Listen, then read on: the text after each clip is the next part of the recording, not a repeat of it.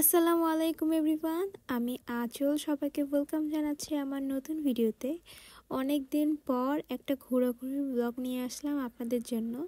Mainly কিছুদিন আগে আমরা গিয়েছিলাম টাঙ্গাইলের জমিদার বাড়িতে। সেখানে যাওয়ার জন্য আমরা সকাল 7টায় বের হয়ে যাই। আর সেদিন এত পরিমাণে ঠান্ডা ছিল যে রাস্তায় একদম বাতাসে জমেই যাচ্ছিলাম। এই দুটো রিং আমার খুবই পছন্দ, তাই এটা আপনাদের দেখাচ্ছিলাম। প্রায় 2 থেকে 3 ঘন্টা ট্রাভেল করার পর আমরা ফাইনালি পৌঁছায় যাই আমাদের ডেস্টিনেশনে। এখানে ঢোকার পর প্রথমে যে জিনিসটা আমার খুব বেশি ভালো লেগেছে সেটা হলো তাদের পরিবেশটা।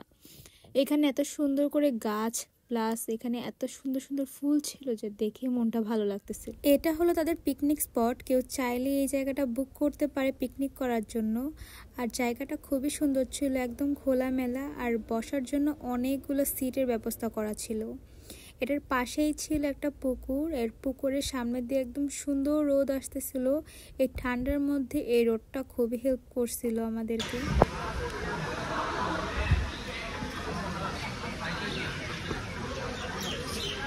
সামনে একটু হাঁটতে না হাঁটতেই দেখি এখানে একটা অ্যাকোরিয়াম ছিল যার মধ্যে অনেকগুলো মাছ রাখা ছিল, আর সাথেই ছিল একটা ঝর্ণা। এই ঝর্ণাটা দেখতে এত বেশি ভালো লাগছে যে আমরা এখানে একটা ভিডিও করে রাখি।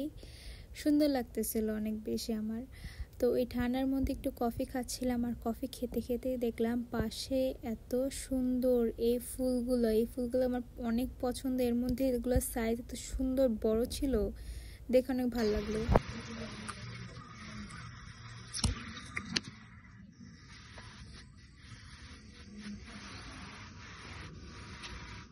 সামনে আর একটু হাঁটতে হাঁটতে দেখি এই সেই জমিদার বাড়ি যেটা দেখার জন্য আমরা এত দূর থেকে এসেছি।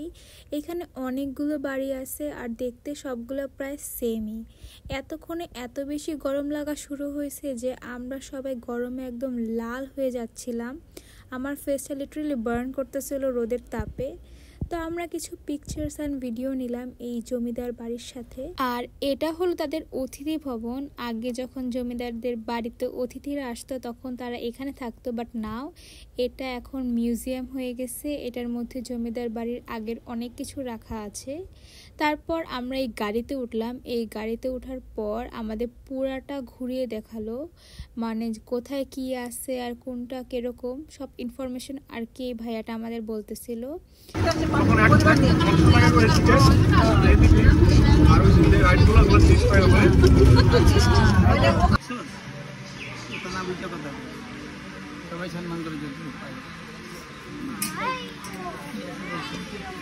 এইখানেই একটা পার্ক ছিল যেখানে বাচ্চাদের সহ বড়দেরও কিছু রাইড অ্যাভেলেবেল ছিল। এটা দেখার পর আমি আর আনন্দ তাড়াতাড়ি করে টিকিট কেটে নিলাম। আমরা প্রথমে উঠেছিলাম এই রাইডটাতে, এটার নাম ঠিক আমি মনে করতে পারতেছি না, বাট এই রাইডে আমি অনেক দিন পর উঠি। তো আমি আর আনন্দ আশেপাশের পুরা ভিউটা দেখতেছিলাম। তারপর আমরা উঠলাম এই নৌকাতে ওঠার পর আমাদের দুইজনের আফসোস, কারণ এত স্লো চলতেছিল যে একটু মজাও লাগেনি। এর পাশে ছিল হরিণ আর পাশের খাঁচায় ছিল একটা বানর। এই পুরা খাঁচার মধ্যে একটাই বানর ছিল, আর এই বানরটা মানুষের দিকে এভাবে তাকাচ্ছিল যে লাগে সে সব বুঝতেছে ইশারা। তারপর দেখলাম ও আইসক্রিমও খায়।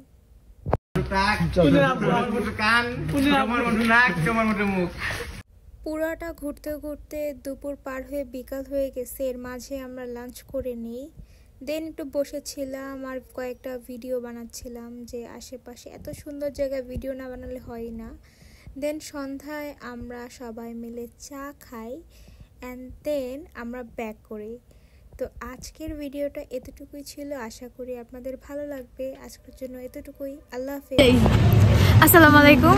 এতক্ষণ আপনারা আমাদের ব্লগ দেখে ফেলছেন, আমি অলরেডি দিয়ে ফেলছি, বাট লাস্ট মোমেন্টে আমাদের মনে হলো যে আমরা একটু কথা বলে ভিডিও বানানো উচিত।